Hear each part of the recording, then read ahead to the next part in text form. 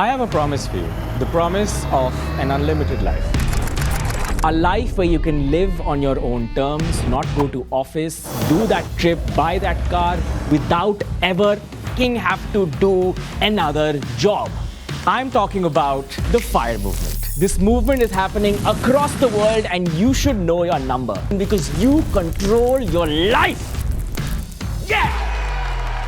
So how do you get that number? Follow the link in the description, join my Telegram channel. I will tell you how to get there so you can, quit that job. Okay, something was definitely wrong with that calculation. Does that FIRE number even exist? So in this video, we're going to talk about FIRE. We're going to talk about the good and the bad because certainly the internet may be exaggerating things. Let's begin. Here's the story. You get up, make your breakfast, brush your teeth. Go to the office, speak to your manager. Do the attendance, tell him what work you did. Meet your people at the water cooler, have your lunch. Go back home, repeat for the rest of your life. And every March, hopefully you'll get an appraisal. This prison that all of us think is a prison, we all want to retire from. And therefore, we got this new imaginative thing called the FIRE. Financial independence, retire early. Now, how could you possibly not do this routine and still live your life? Maybe if you had a corpus and that corpus invested somewhere, gives some kind of return, and that return is possibly a little more than my expenses, then I don't need to work, right?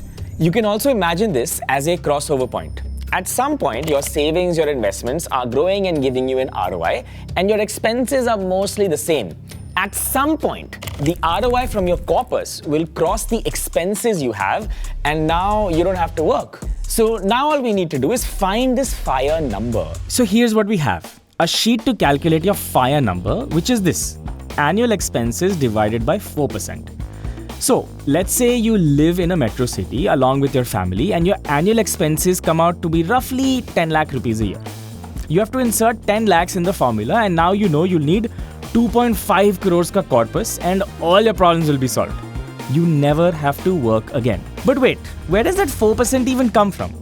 Why did we even use it? Now let's talk about the 4%. Sir, the 01 fest? No, not sir. Right now. I'm rolling. No, but the missions, I have to talk about the missions. Not in front of everyone. No. Sir, it's going to be epic this time. No fest right now. People use the 4% rule because it's an easy guide for how much to take out each year from your retirement savings.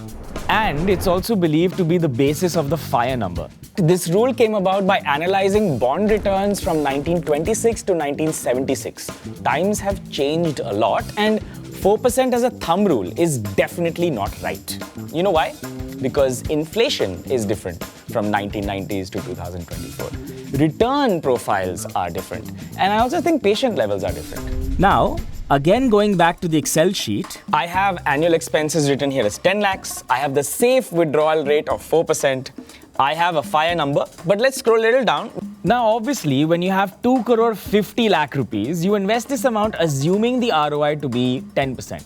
Let's see what happens to our corpus. Now, we've put this all in an Excel sheet, and all we need to know is if we start at 35 with this FIRE number, what happens once we say 70?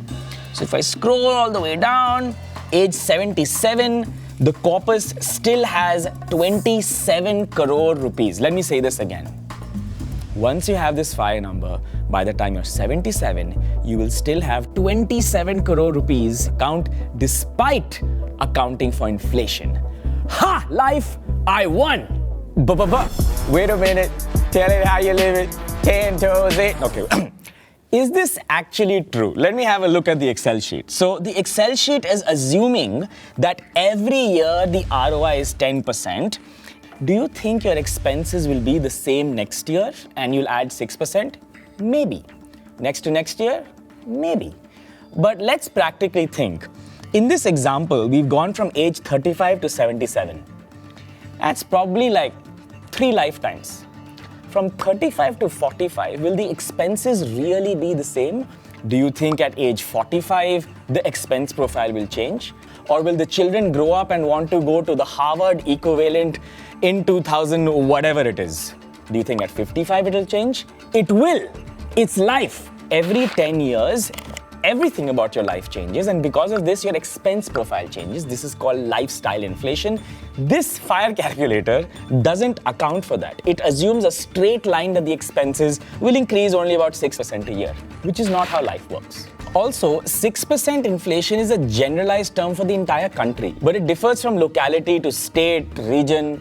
Inflation comes in many different forms. And at this point, you should probably look back and see the last 3 or 5 years. What were the expenses you're doing now that you weren't doing then?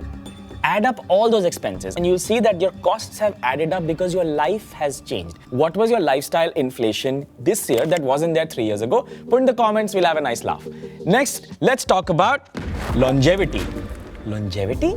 Longevity means we're assuming we will live till X, but we could actually live more. I mean, who thought someone would want to live more in this life? Itna pain hai. But actually, because of healthcare, we might actually live longer. So assuming that retirement and there is an end date of 77, what if you live for an extra 10 years? Wo paisa kahan se aayega? Huh? I don't want to sound bad, but come on. And if you're thinking you'll get a job at 77, you won't. ChatGPT abhi samajh nahi aata. At 77 to samajh nahi aayega kuch. Another thing you should be careful about are unexpected events. You know, we've been running this company for 6 years now, and we started building 01 a year ago. And I am obsessed with taking control of my life. There, I said it on this episode. And that's why I naturally make lists about everything. Lists about work I want to do today, lists about work I want to do this week, this quarter, this year.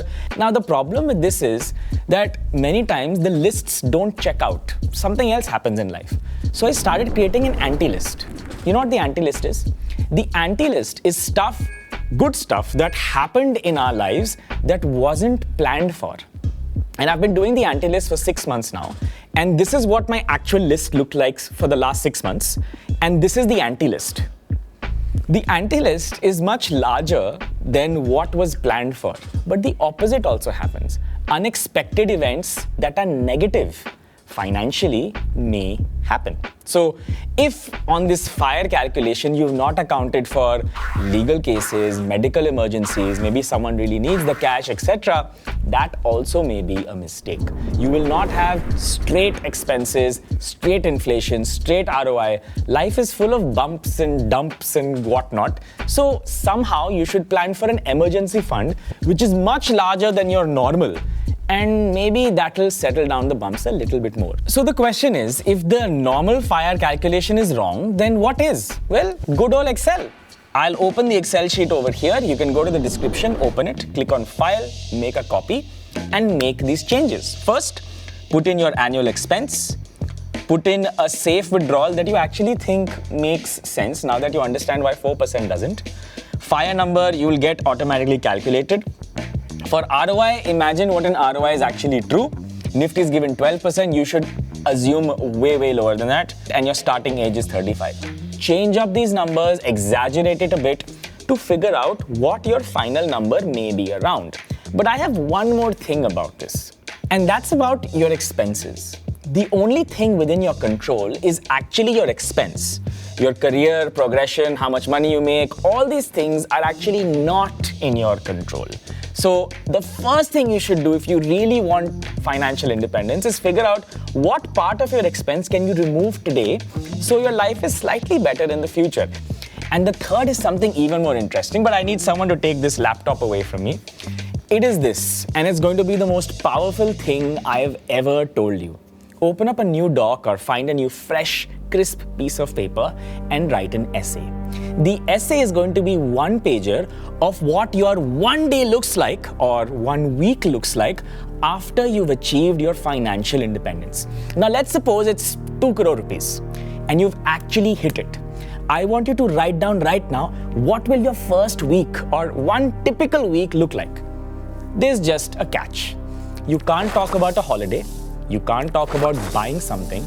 You can't talk about a house, a car, blah, blah, blah. And you can't basically talk about anything materialistic that you have to buy. You have to talk about your normal routine. What time do you get up? How do you go to work? What exactly do you do at your work? How do you come back, etc.? And that is what real life is. Real life is routine. Remember when we were in school, we were told कि when you grow up and get to class 5, आप pen use कर सकते हो. you can use a pen. Till then, you have to use a pencil. Then one day, after you graduated from 4th to 5th, you could use a pen. Wasn't that amazing? You felt like an adult, right? Remember?